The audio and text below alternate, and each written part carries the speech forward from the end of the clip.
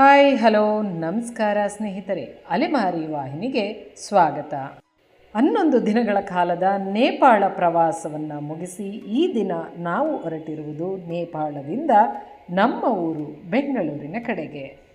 ನಿನ್ನೆ ಬುದ್ಧ ಜಯಂತಿ ಆದ್ದರಿಂದ ಮಾಯಾದೇವಿ ದೇವಾಲಯದಲ್ಲಿ ರಶ್ ಇದ್ದಿದ್ದರಿಂದ ಮಾಯಾದೇವಿ ಆಲಯ ನೋಡ್ಕೊಂಡು ಬರೋ ಅಷ್ಟರಲ್ಲಿ ಕತ್ಲೆ ಆಗಿತ್ತು. ಆದ್ದರಿಂದ ಶಾಂತಿ ಸ್ತೂಪದ ಕಡೆ ಹೋಗೋಕ್ಕಾಗಲಿಲ್ಲ.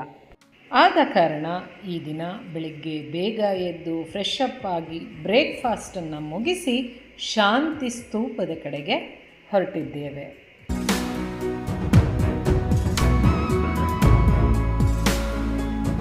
ವಿಶ್ವ ಶಾಂತಿ ಸ್ತೂಪ ನೇಪಾಳದ ಬೌದ್ಧ ಯಾತ್ರಾಧಾಮವಾದ ಮಾಯಾದೇವಿ ಆಲಯದಿಂದ 3 ಕಿಲೋಮೀಟರ್ ದೂರದಲ್ಲಿದೆ.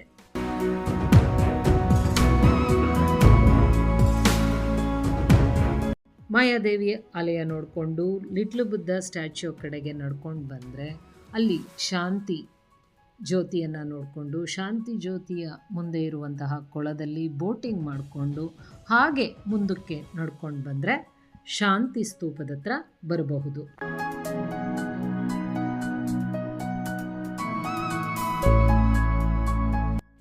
ಶಾಂತಿ ಜ್ಯೋತಿಯ ಬಳಿ ಇರುವಂತಹ ಕೊಳದಿಂದ ಶಾಂತಿ ಸ್ತೂಪ ಸುಮಾರು 1 ಕಿಲೋಮೀಟರಷ್ಟು ದೂರದಲ್ಲಿದೆ.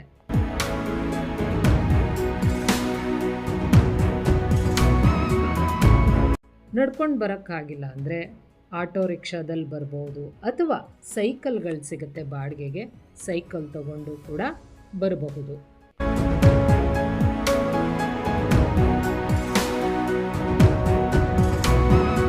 ನಾವಿದಿನ ನಮ್ಮ ಭಾರತಕ್ಕೆ ವಾಪಸ್ ಹೋಗ್ತಾ ಇದ್ದೀವಿ. ಹೋಗೋದಕ್ಕಿಂತ ಮೊದಲು ಶಾಂತಿ ಸ್ತೂಪಕ್ಕೆ ಭೇಟಿ ಕೊಡೋಣ ಅಂತ ಬಂದಿದ್ದೀವಿ.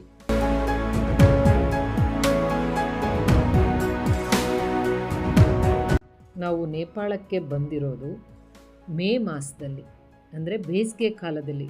ಆದ್ದರಿಂದ ಈ ಲುಂಬಿಣಿಯಲ್ಲಿ ಹೆವಿ ಬಿಸಿಲಿತ್ತು. ನಾವು ಶಾಂತಿ ಸ್ತೂಪದ ಹತ್ರ ಬಂದಿರೋದು 8 ಗಂಟೆಗೆ, ಆದರೂ ಕೂಡ ಬಿಸಿಲನ್ನು ತಡೆಯೋಕ್ಕಾಗ್ತಿರ್ಲಿಲ್ಲ. ಇಷ್ಟು ಬೆಳಗ್ಗೆನೆ ಅಷ್ಟು ಜೋರಾದ ಬಿಸಿಲಿತ್ತು.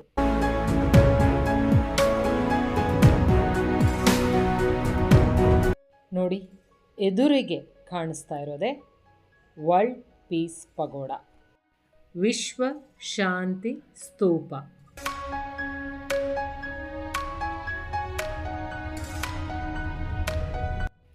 ಈ ಶಾಂತಿ ಸ್ತೂಪವನ್ನು 1990ರ ದಶಕದಲ್ಲಿ ಜಪಾನಿನ ಬೌದ್ಧ ಸನ್ಯಾಸಿ ನಿಚಿದಾತ್ಸು ಪೂಜಿ ಅವರ ಸಂಘ ನಿಪ್ಪೋಂಜಾನ್ ನ್ಯೂಹೋಜಿ ನಿರ್ಮಾಣ ಮಾಡಿಸಿದೆ.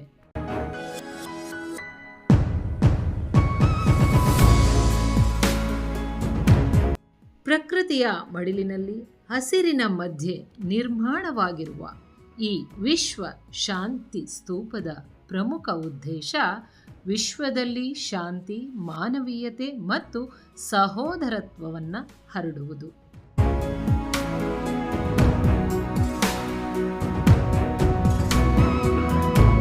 ಈ ಸ್ಥಳಕ್ಕೆ ಸೂರ್ಯೋದಯ ಅಥವಾ ಸೂರ್ಯಾಸ್ತದ ಸಮಯದಲ್ಲಿ ಬಂದರೆ ಫೋಟೋ ತಗೊಳ್ಳೋದಕ್ಕಂತೂ ತುಂಬ ಚೆನ್ನಾಗಿರುತ್ತೆ ಈ ಪ್ಲೇಸ್.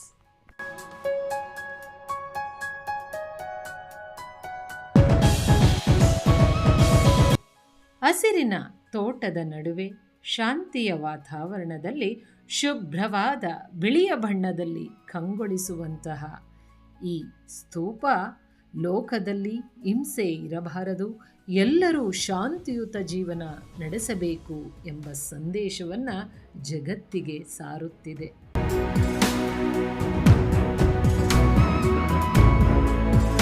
ಸುಮಾರು 40ರಿಂದ 50 ಮೀಟರ್ ಎತ್ತರವಿರುವ ಈ ಸ್ತೂಪದ ಮೇಲ್ಭಾಗದಲ್ಲಿ ಸುವರ್ಣ ಬುದ್ಧನ ಮೂರ್ತಿ ಇದ್ದು, ಕೆಳಭಾಗದಲ್ಲಿ ಧರ್ಮಚಕ್ರ ಮತ್ತು ಧ್ಯಾನದ ಸ್ಥಿತಿಯಲ್ಲಿರುವ ಬುದ್ಧನ ಮೂರ್ತಿಯನ್ನು ಕಾಣಬಹುದು.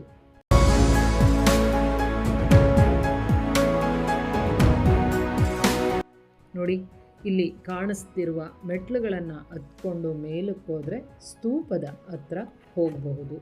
ಬಿಸಿಲು ಜಾಸ್ತಿ ಇದ್ದಿದ್ದರಿಂದ ನೆಲ ತುಂಬ ಸುಡ್ತಾ ಇತ್ತು.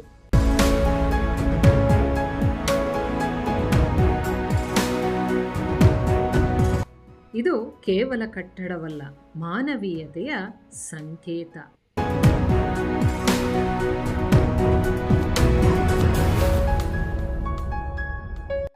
ಧ್ಯಾನ, ನೆಮ್ಮದಿ, ಶಾಂತಿಯನ್ನು ಅರಸುತ್ತಾ ಬರುವ ಜನರಿಗೆ ಇದು ಅತ್ಯುತ್ತಮ ಸ್ಥಳ.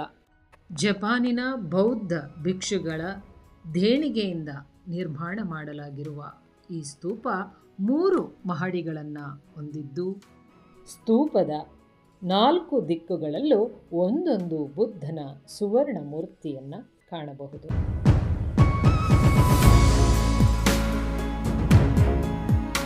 ನೇಪಾಳದಲ್ಲಿ ಕಟ್ಟ ಕಡೆಯದಾಗಿ ನಾವು ಶಾಂತಿ ಸ್ತೂಪಕ್ಕೆ ಭೇಟಿ ಇತ್ತು. ಅಲ್ಲೊಂದಷ್ಟು ಫೋಟೋ ವಿಡಿಯೋಗಳನ್ನು ತಗೊಂಡು ಶಾಂತಿ ಸ್ತೂಪವನ್ನು ನೋಡಿಕೊಂಡು ಈಗ ನಾವು ನಮ್ಮ ಊರಿನ ಕಡೆಗೆ ಪ್ರಯಾಣವನ್ನು ಮುಂದುವರಿಸಿದ್ವಿ.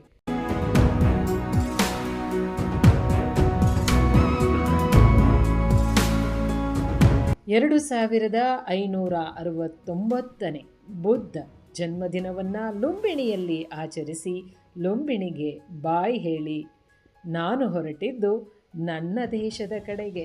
ನೋಡಿ, ಇದೆ ಭಾರತ ಮತ್ತು ನೇಪಾಳದ ಗಡಿ ಭಾಗ, ಸನೌಲಿ ಬಾರ್ಡರ್.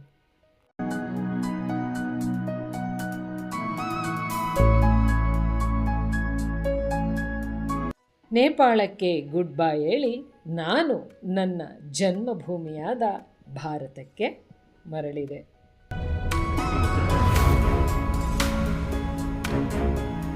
ನೇಪಾಳದ ಪ್ರವಾಸಕ್ಕಾಗಿ ನಾವು ಭಾರತದಿಂದ ಮೇ 3ನೇ ತಾರೀಕು ನೇಪಾಳಕ್ಕೆ ಹೋಗಿ ಮೇ 13ನೇ ತಾರೀಕು ವಾಪಸ್ ಭಾರತಕ್ಕೆ ಬರ್ತಾ ಇದ್ದೀವಿ.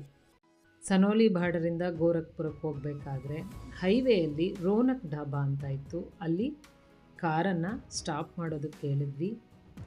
ನಮಗೆ ತುಂಬ ಹಸಿವಾಗ್ತಾ ಇತ್ತು. ಊಟದ ಸಮಯ ಕೂಡ ಆಗಿತ್ತು. ಡಾಬಾಕ್ಕೆ ಹೋಗಿ ಊಟ ಇದೆಯಾ ಅಂತ ಕೇಳಿದ್ವಿ. ಇಲ್ಲ, ನೀವು ಆರ್ಡರ್ ಕೊಟ್ಟರೆ ಮಾಡಿಕೊಡ್ತೀವಿ ಅಂದರು.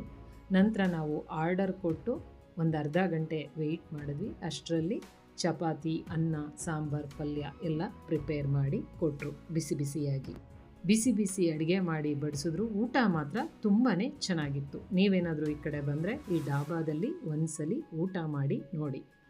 ನೇಪಾಳದ ಲುಂಬಿಣಿಯಿಂದ ಸನೌಲಿ ಬಾರ್ಡರ್ನ ಮೂಲಕ ಭಾರತದ ಉತ್ತರ ಪ್ರದೇಶದ ಗೋರಖ್ಪುರ್ 150 ಕಿಲೋಮೀಟರ್ ದೂರದಲ್ಲಿದೆ. ಸುಮಾರು 3ರಿಂದ 4 ಗಂಟೆಗಳ ಕಾಲದ ಪ್ರಯಾಣ.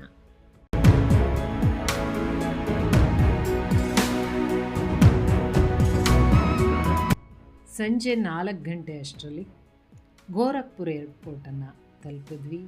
ಅನಂತರ ರಾತ್ರಿ 7:30ಕ್ಕೆ ನಮಗೆ ಗೋರಖ್ಪುರದಿಂದ ಬೆಂಗಳೂರಿಗೆ ಫ್ಲೈಟ್ ಇತ್ತು. ಆ ಫ್ಲೈಟಲ್ಲಿ ನಾವು ಬೆಂಗಳೂರಿನ ಕಡೆಗೆ ನಮ್ಮ ಪ್ರಯಾಣವನ್ನು ಮುಂದುವರಿಸಿದ್ವಿ.